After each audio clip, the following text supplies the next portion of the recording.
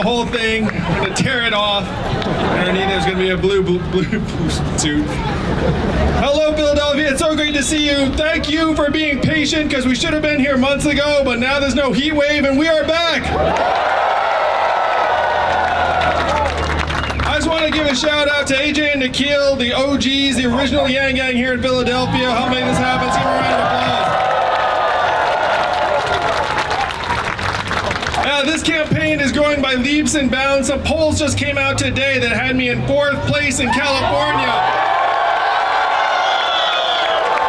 Yeah, I was at 7%, which was higher than Kamala Harris in her own state.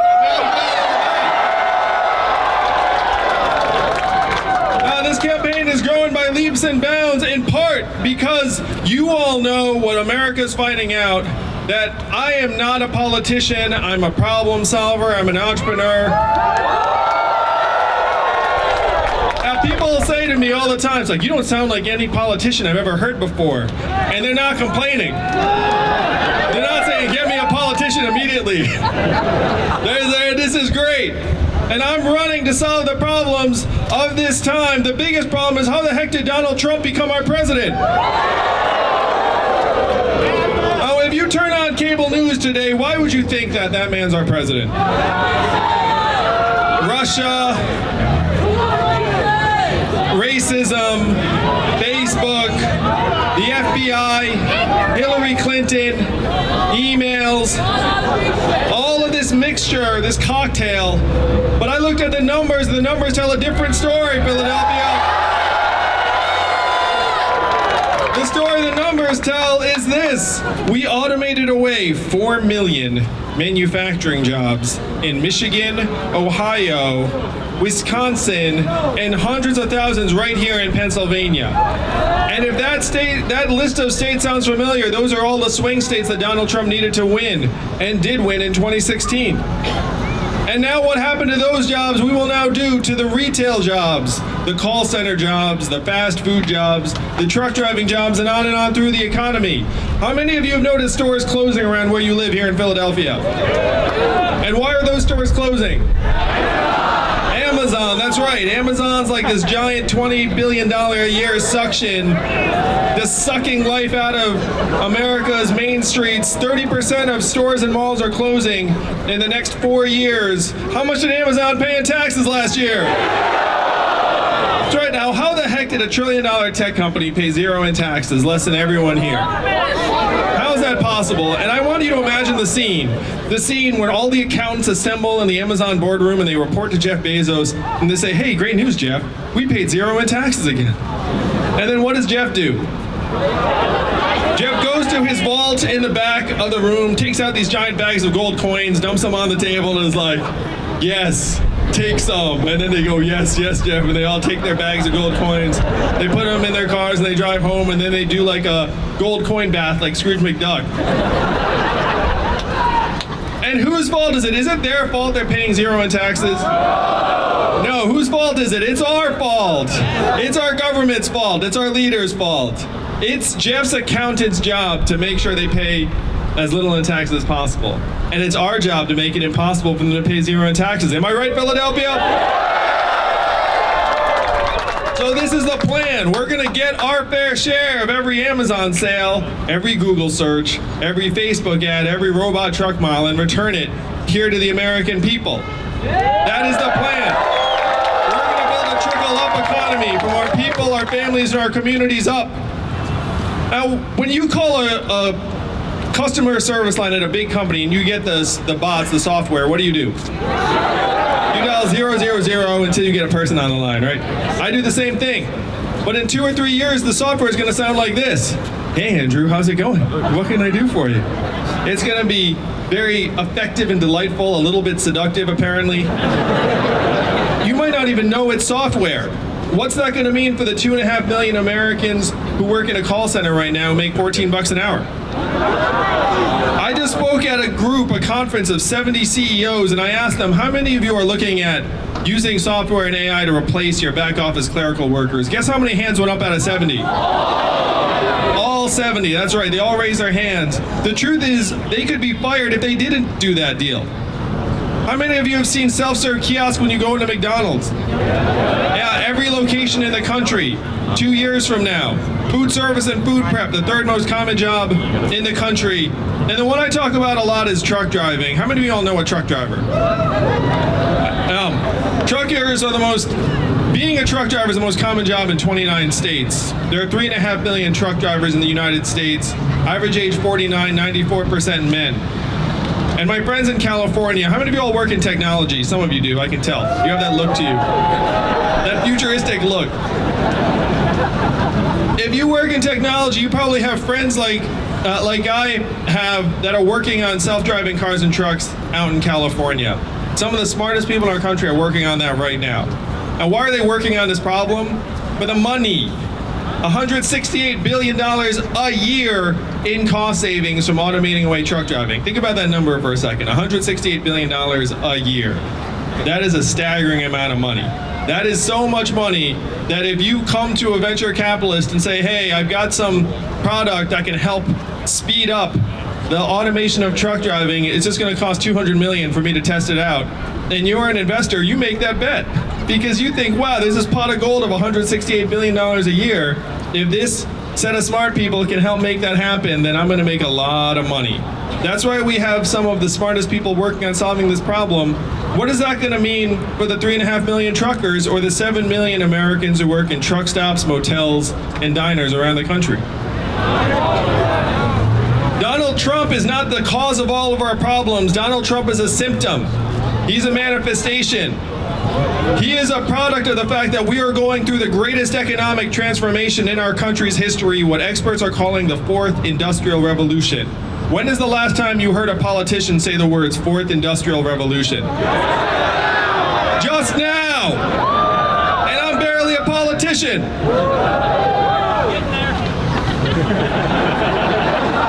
He just said getting there. That's the meanest things anyone said to me all day.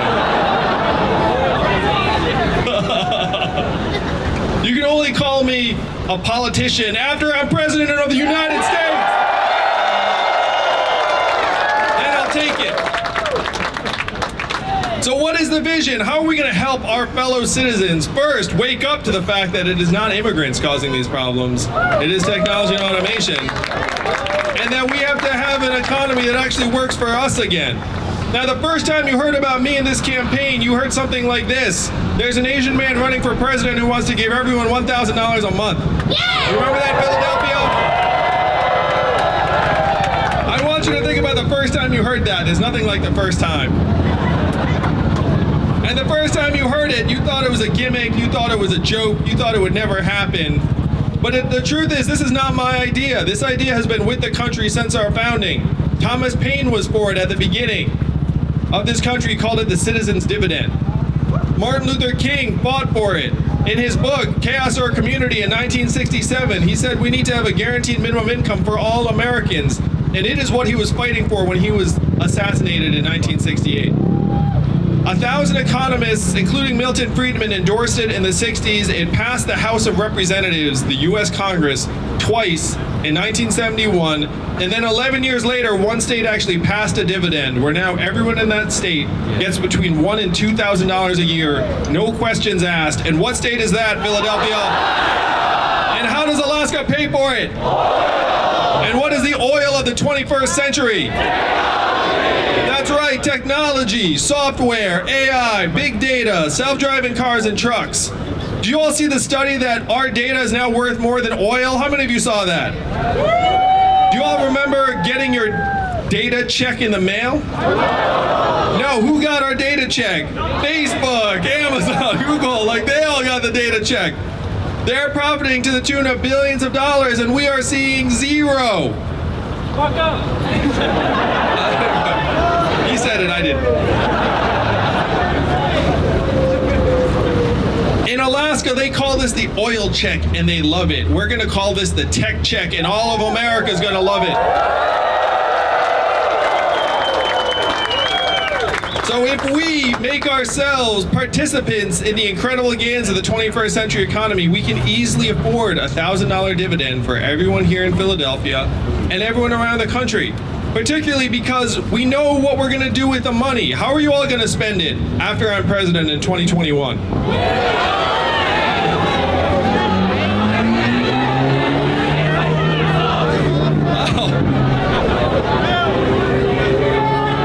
You don't need to donate it to the Yang, brother. I'm already president in this movement. You're going to spend it on the things that you spend it on right now.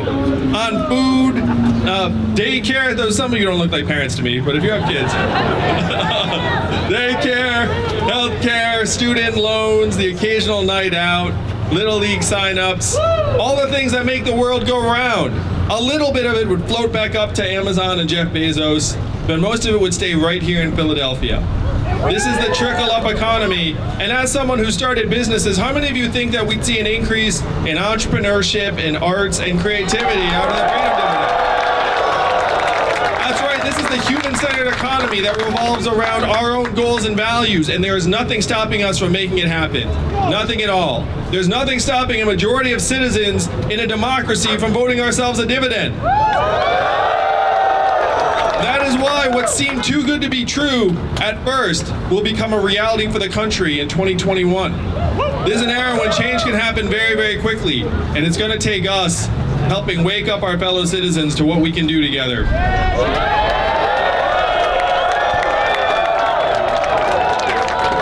So this is the freedom dividend, but we can't stop there. How many of you were excited about GDP when you woke up this morning? You were like, I'm going to make a big contribution today. And I talk about my wife who's at home with our boys right now, one of whom is autistic. What is her work included at in GDP every day? Zero. The answer to all my questions is zero. But we know that's the opposite of the truth. We know that the work she's doing is among the most challenging and important work that anyone's doing in our society today.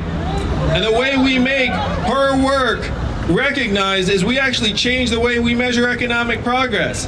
GDP's at record highs, yes. You know what else are at record highs in the United States today? Suicides, drug overdoses, depression, financial stress and insecurity. It has gotten so bad that our life expectancy has declined for the last 3 years in a row. When is the last time America's life expectancy declined for 3 years in a row? The Spanish flu of 1918. That's right, a global pandemic that killed millions. We are back in Spanish flu territory because drug overdoses and suicides have both overtaken vehicle deaths as causes of death in the United States of America. These are the real reasons why Donald Trump is our president. This is the stuff that, for whatever reason, the talking heads on cable news don't talk about. The fact that we have this incredible set of misery that's ripping our communities apart. So the way we home in on the real problems is we actually change our measurements of progress to be health and life expectancy, mental health and freedom from substance abuse, how our children are doing, clean air and clean water. These are the real measurements of success in the 21st century. Even the inventor of GDP, who's a very smart guy, his name is Simon Kuznets, even the inventor of GDP said this is a terrible measurement for national well-being and we should never use it as that. And here we are, 100 years later, following it off a cliff. And as your president, one of my first duties will be to go down the street to the Bureau of Economic Analysis and say, hey, GDP, really old, kind of out of date, going in the opposite direction of life expectancy. We're going to modernize it and update it to include things like our health and well-being, and then I will present the real numbers to you all at the State of the Union every year. I'll be the first president to use a PowerPoint deck in my State of the Union.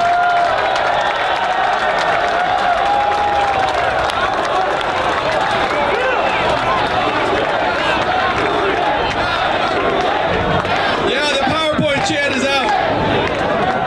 This is the nerdiest campaign in presidential history.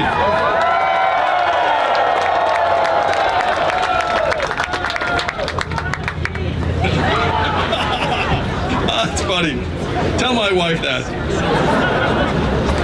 I'm going to just address a couple of issues in addition to the big few.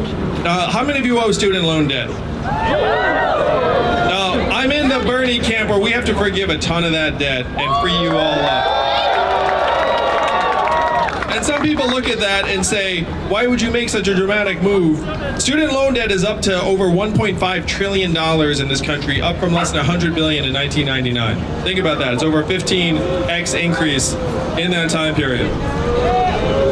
And college has gotten 2.5 times more expensive than when I went to school. I hate to say it has not gotten 2.5 times better. They did not upgrade it. It just got a whole lot more expensive. And so if you're a young person, you feel like you have no choice but to pay that, or your parents say we have no choice but to take out the loans, and then the government says it's okay, we'll make the loans available. That's how you get to 1.5 trillion in student loan debt. It reminds me a little bit of what happened in the United States during the financial crisis. Now, it's a little while ago now, it's like 10, 11 years ago. When the financial crisis, our leaders had a choice. The choice was bail out the banks or bail out the American people. And what did they choose? Yeah, you all remember voting for the $4 trillion bailout of Wall Street? I sure as hell don't. None of us voted on that. We're in the same boat again with 1.5 trillion in student loan debt. And this time we're going to choose our people, right, Philadelphia? If you have a choice between saying to young people, hey, live in your parents' basements and pay off debt for years and years, or go out there and start families, start businesses, move our society forward, that is an easy choice. And I know this in part because I owed $100,000 plus in student loan debt myself in the 2000s. I used to call it my mistress. And I was like paying off some phantom family in another town. I was like, I hope they're having a good time with my $900 a month. I hope they let me visit them sometime. That's probably someone inappropriate. Oh yeah, I was single at the time. So I get it. We have to make the economy work for you all. If we leave our young people in a position, if I was young in this country right now, I'd either be angry or sad. Those are like the only two emotions that are appropriate. And if you're angry, I'm your man, Philadelphia. Because we are leaving you a total shit show, young people. It's true, you look up, you see the problems, you say, why is college so expensive? You graduate from college, 94% of the new jobs created in this economy are temporary gig or contract work that don't have benefits. And somehow we're blaming you for it. It makes no sense. What the heck did you have to do with it? You just showed up. And then the biggest thing is we left you a planet that is getting warmer all around us. I mean, the reason why we had to move back that rally that was scheduled for the summer is that it was literally a 110-degree heat wave, and having people stand outdoors in 110 degrees was going to be unsafe. July was the warmest month in human history. The last 4 years have been the 4 warmest years in recorded human history. So it used to be that I thought climate change was going to be a disaster for the next generation. It turns out the disaster is now. The disaster is here. Now, how many of you watched the Democratic debate last time in Detroit? Wow. If you remember that, I staked out the new third position on climate change. Position number 1, we have to fight climate change. Position number 2, climate change is a hoax. And then position number 3, it is worse than you think. There's a proverb that the best time to plant a tree is 20 years ago, the second best time is now. That's where we are on climate change. We should have been doing this 20 years ago, but because we did it, the best time is now.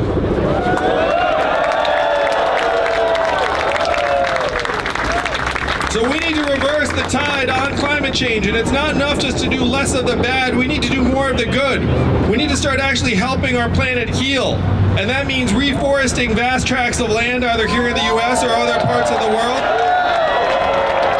That means reseeding our oceans with plankton and marine life to try and reverse the incredible decline in do you know the Atlantic Ocean is losing 4 to 8% of its biomass every year now? So that's what we have to reverse. It is not about the straws we use or even the composting. We have to go out there and start solving the problems. We have to own the fact that climate change is real and accelerating, and just curbing our emissions is not going to be enough. So these are some of the plans that we have to take to the rest of America as soon as possible. I want to talk a little bit about the state of the race. Right now I'm in 6th place nationwide in the polls.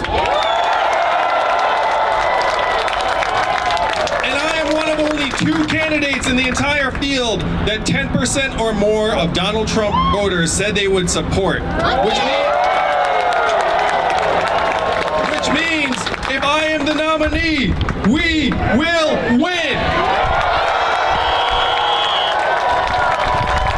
This is what the rest of America has not figured out that you all have figured out. That I'm the best candidate to take on Donald Trump and beat him in 2020.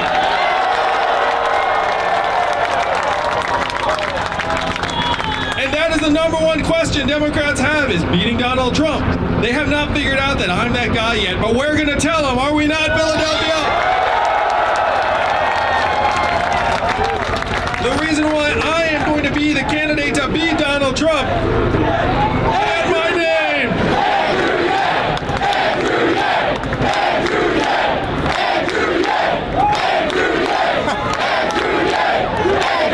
I love you too, Philadelphia.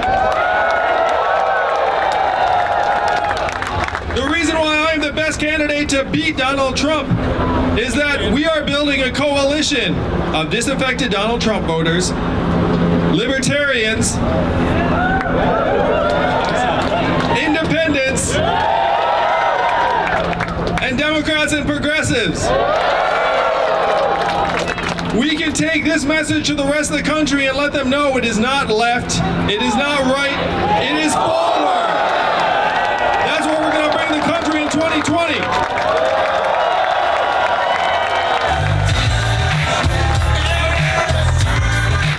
I'm done, it's cool. We know what happens when I'm done. I'm gonna let them know.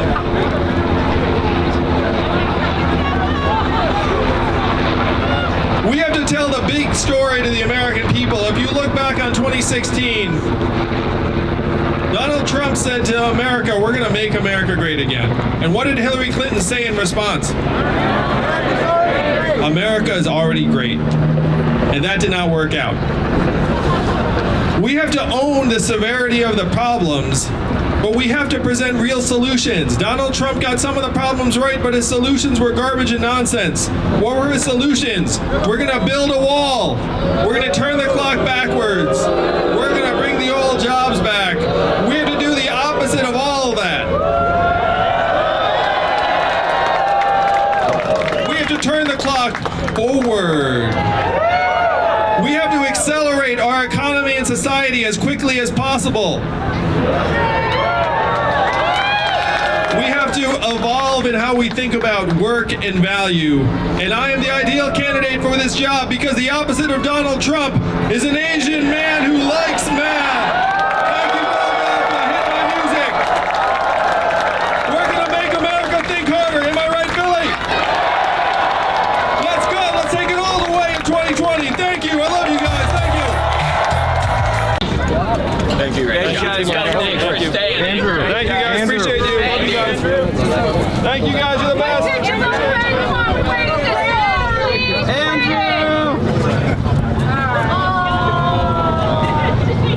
Carly, would you say subscribe to the Zach and Matt show? Oh, Shelby. Would you say subscribe to the Zach and Matt show? Subscribe. Are you ready? Yes. Subscribe to the Matt and Zach show. Go Zach Yang. and Matt show, but it still works. Thank you so much. You're welcome. You're welcome. A special shout out goes to our God tier producers over on Patreon: Manuel Carrillo III, Bradley Davis, Justin Zhu, and Matthew Gerard. If you would like to hear your name heard at the end of every video, then become a God tier producer of the show today. Yang Gang 2020. Yang Gang 2020. Yang Gang 2020. Yang Gang. Yeah, yeah. Yang Gang 2020. Yang Gang 2020. Yang Gang 2020. Yang Gang.